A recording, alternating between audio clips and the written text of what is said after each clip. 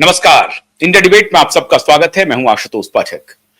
मित्रों, Vladimir Putin आज शाम को भारत पहुंच जाएंगे। रात्रि में उनका डिनर है प्रधानमंत्री नरेंद्र मोदी के साथ और दुनिया भर की निगाहें मोदी और पुतिन की मुलाकात पर टिकी हुई है।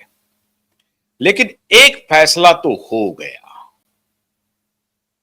फैसला हो गया कि जो होगा देखा जाएगा। मजबूत फैसला है ये।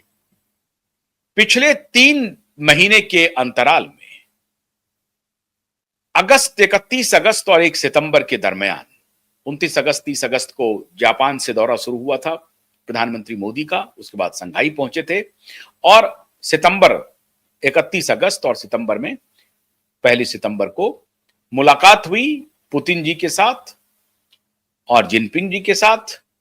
और अब 3 महीने के अंतराल में यह दूसरी मुलाकात हो रही है। और इस दौरान 2 ऐसे मौके आए जिसमें मोदी और डोनाल्ड ट्रंप को भी मिलना था, लेकिन मोदी ने दोनों मौके छोड़े, नहीं गए।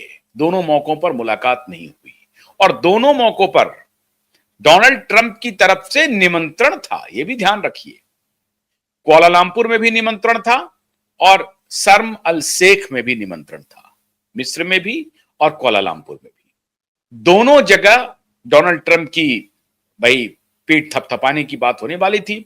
अगर भारत नहीं पहुंचा तो पाकिस्तान के मियां शहबाज शरीफ जाकर के ऐसे कसीदे पढ़े, ऐसे कसीदे कढ़े आप जिसकी आप कल्पना नहीं कर सकते हैं तारीफ के। मतलब पूरा पाकिस्तान शर्मसार हो गया कि इस तरह से चापलूसी किसी देश के राष्ट्रीय अध्यक्ष किसी दूसरे देश के राष्ट्रीय अध्यक्ष के बारे में कर सकते हैं। मित्रता में आप कोई तारीफ करें वो अलग बात है, लेकिन चापलूसी और मित्रता में फर्क है। मित्रता में दिया गया बयान और चापलूसी दोनों में फर्क है। और यह साफ दिख रहा था कि शहबाज शरीफ जो कुछ भी डोनाल्ड ट्रंप के लिए बोल रहे थे वो चापलूसी थी, इसके अलावा कुछ नहीं था। और डोनाल्ड ट्रंप भी समझ रहे थे कि ये हमारे साइकोफेंसी में ये तमाम तरह के अलंकरण मुझे दिए जा रहा है, इसका कोई बहुत महत्व नहीं है। तो दोनों मौकों पर प्रधानमंत्री नरेंद्र मोदी नहीं गए। फिर एक तीसरा मौका आया। ये 3 महीने के अंतराल के अंदर हो रहा है सारा मामला। तीसरा मौका आया जब जोहान्सबर्ग में साउथ अफ्रीका में G20 की बैठक में इनकी मुलाकात होने वाली थी डोनाल्ड ट्रंप के साथ। इटली के राष्ट्रीय अध्यक्ष थे वहां पे, ऑस्ट्रेलिया के थे, कनाडा के थे। ये बात मैं आपको बता चुका हूं, फिर बता रहा हूं। लेकिन वहां पर जो सबसे ज्यादा इंतजार था वो इंतजार था डोनाल्ड ट्रंप का, कि डोनाल्ड ट्रंप आकर के जोहान्सबर्ग में मुलाकात करते हैं कि नहीं करते हैं। और अगर जोहान्सबर्ग आते हैं G20 के समिट में, वो आते हैं और वहां साउथ अफ्रीकी देशों के राष्ट्रीय अध्यक्ष से मिलते हैं, अन्य देशों से मिलेंगे तो जाहिर है मोदी जी से भी मिलेंगे।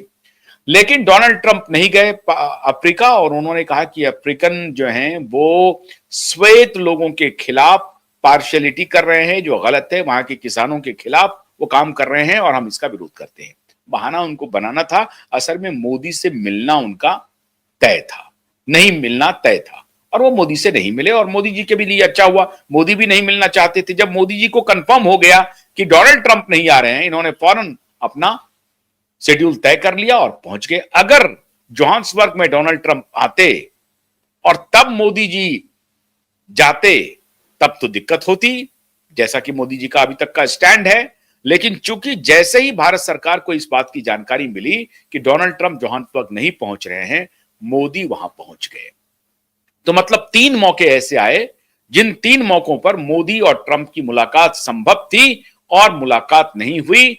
कभी मोदी नहीं गए और कभी डोनाल्ड ट्रंप नहीं आए। मतलब एक दफा डोनाल्ड ट्रंप नहीं आए और 2 दफा मोदी नहीं गए उस वेन्यू पर जिस वेन्यू पर मोदी और ट्रंप की मुलाकात हो सकती थी।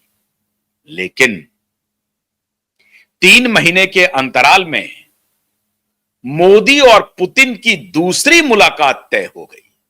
इसलिए मैं कह रहा हूं कि यह फैसला उसी दिन हो गया जिस दिन यह शेड्यूल तय हुआ था कि पुतिन के साथ मोदी की मुलाकात भारत में होगी, वो भी राष्ट्रीय राजधानी दिल्ली में होगी।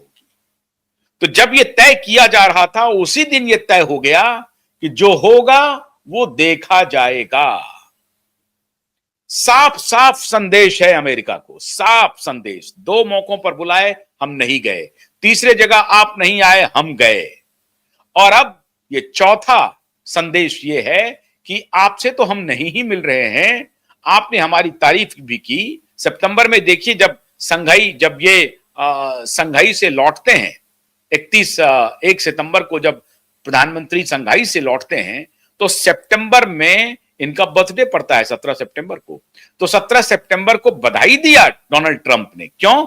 आफ्टर इफेक्ट था चाइना, रसिया और भारत के जुगलबंदी का, ये आफ्टर इफेक्ट था। और उसके पहले जापान जा चुके थे प्रधानमंत्री।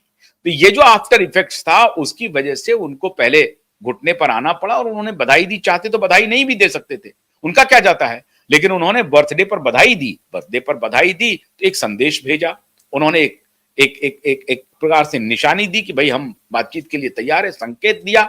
संकेत का रेसिप्रोकेट भी प्रधानमंत्री ने किया। प्रधानमंत्री ने भी उनके सधे शब्दों में उनका आभार प्रकट किया और कहा कि मैं राष्ट्रपति का आभारी हूं, उन्होंने मुझे जन्मदिन की बधाई दी है। बड़े सधे हुए अंदाज में, सधे हुए शब्दों में। ये होना भी चाहिए। आपको किसी ने बधाई दी है, आप उसको रेसिप्रोकेट करें, आप उनको भी बधाई दें। खैर, ये सब तो हुआ, लेकिन ये घटना जो है कि पुतिन के साथ दूसरी मुलाकात 3 महीने के अंदर में हो रही है और पूरे तामझाम के साथ हो रही है, डंके की चोट पर हो रही है। अब ये जो डंके की चोट पर मोदी ने यह तय कर लिया या पुतिन ने तय कर लिया कि हम दोनों मिलेंगे, और वो भी तब जब रसिया से व्यापारिक एक समझौता को थोड़ी देर के लिए विराम मिल गया है। व्यापारिक समझौता की जो भी वहां से तेल की खरीद हो रही थी वो रुक गया है। अडानी जो पोर्ट है, जो समुद्री बंदरगाह है अडानी के, 14 बंदरगाह में से 14 बंदरगाह में लगभग जो वेसल्स आते थे बाहर से, ऑयल वेसल्स जो आते थे, टैंकर जो आता था, उसको अडानी पोर्ट पर प्रतिबंधित कर दिया गया है। ऐसे कोई भी पेट्रोलियम पदार्थ जिसको प्रतिबंधित श्रेणी में भारत सरकार रख रही है, उसको अडानी पोर्ट पर एंट्री नहीं है। अडानी पोर्ट की तरफ से यह प्रतिबंध जारी हो गया है। और जाहिर है, रिलायंस सबसे ज्यादा तेल खरीदता था, रिलायंस ने भी 1 दिसंबर को खरीदना बंद कर दिया, पूरी तरह से अभी बंद है। उस बीच में पुतिन का यह दौरा होता है, और पुतिन जब भारत आज शाम को आ जाएंगे, 50% भारत के रक्षा का जो इंटरनल इंफ्रास्ट्रक्चर है उसमें योगदान रूस का है, रसिया का है। और आज मैं आपको यह भी बताऊंगा कि ये असल में ये जो डिप्लोमेसी है, ये ऑयल डिप्लोमेसी, ये वेपन्स डिप्लोमेसी, इसका खेल क्या है और अमेरिका करता क्या है, और अमेरिका करता खुद क्या है और क्या करवाना चाहता है अन्य देशों से, यह भी मैं आपको बताऊंगा कि ये पूरा अंदर का खेल चल क्या रहा है। पुतिन से रसिया को कोई लेना देना नहीं है, पुतिन से डोनाल्ड ट्रंप को कोई लेना देना नहीं है। पुतिन से डोनाल्ड ट्रंप को सिर्फ यही लेना देना है कि पुतिन का हौवा दिखा करके, और वो भी मानवता के नाम पर, यूक्रेन को सारा आर्म सप्लाई, जखीरा सप्लाई कर रहा है अमेरिका। युद्ध करवा रहा है यूक्रेन को अमेरिका। यूरोप मदद कर रहा है यूक्रेन को। ये दोनों मिलकर के यूक्रेन को कर रहा है, वरना यूक्रेन की ये ताकत नहीं है कि 3 साल तक वो रसिया से युद्ध को जारी रखे। जाहिर है कि यूक्रेन को मदद कौन कर रहा है? अमेरिका और यूरोप। यूरोप भी हाथ खड़ा कर देगा। अभी जब अमेरिका गए थे जेलेंस्की, तो जेलेंस्की ने जिस तरह से डांटा, फटकारा, जिस तरह से अपमानित किया जेलेंस्की को, और कैमरे के ऊपर अपमानित किया, मतलब आप वर्चुअली कहिए कि फिजिकल हो रहे थे, मतलब उनको हाथ भी दे रहे थे कि अरे यार तुम चुप रहो, तुमसे कुछ नहीं होगा, बकवास कर रहे हो। इस तरह का जो एटीट्यूड था ट्रंप का, और वहां पर उनके वाइस प्रेसिडेंट बैठे हैं, उनके सिक्योरिटी के इतने स्टाफ होते हैं, दुनिया भर के जर्नलिस्ट बैठे हुए हैं, कैमरा ऑन है, और उस कैमरा पर वो कह रहे हैं जेलेंस्की को, अरे बैठो, चुप रहो, वो हाथ भी बढ़ाते हैं। मतलब वो फिजिकल हो रहे थे कि अगर तुम बात से नहीं मानोगे तो हम तुमको चपत भी लगा सकते हैं। इस तरह का हॉट टॉक हुआ है जेलेंस्की से, इतना अपमानित हुआ।